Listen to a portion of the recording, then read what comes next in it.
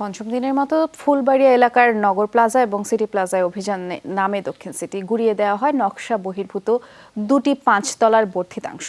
ব্যবসায়ীরা বলছেন কাগজপত্র থাকার পরেও বিনা নোটিসে এগুলো ভাঙা হচ্ছে, আর সিটি কর্পোরেশন বলছে যাচাই বাছাই শেষে বৈধ দোকান মালিকদের কথা ভেবে দেখবেন তারা।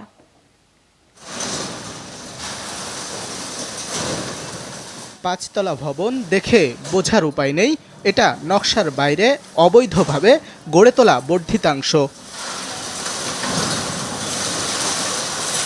পঞ্চম দিনের মতো ফুলবাড়িয়া এলাকার নগর প্লাজা ও সিটি প্লাজায় অভিযানে নামে দক্ষিণ সিটি।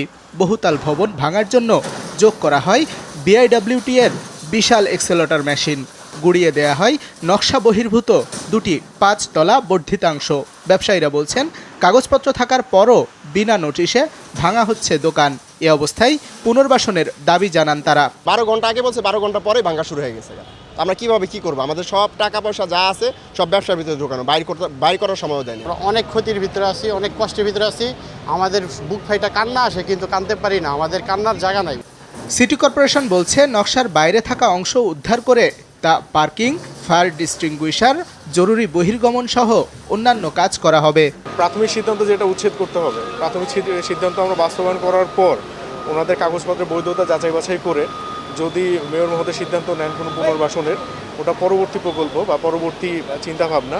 আপাতত আমরা উচ্ছেদ করে জায়গাটা যারা এখানের পার্মানেন্ট টেনিওর 511 জন, ওই 511 জনের জন্য এবং মার্কেটের সুরক্ষার জন্য আমরা জায়গাটা একেবারে স্থাপনা যেমন নকশা করা ছিল ওই নকশায় ফিরে যাচ্ছি। উচ্ছেদ অভিযান নির্বিঘ্ন করতে মার্কেট এলাকায় জোরদার করা হয় নিরাপত্তা ব্যবস্থা। সাব্বির আহমেদ, যমুনা নিউজ, ঢাকা।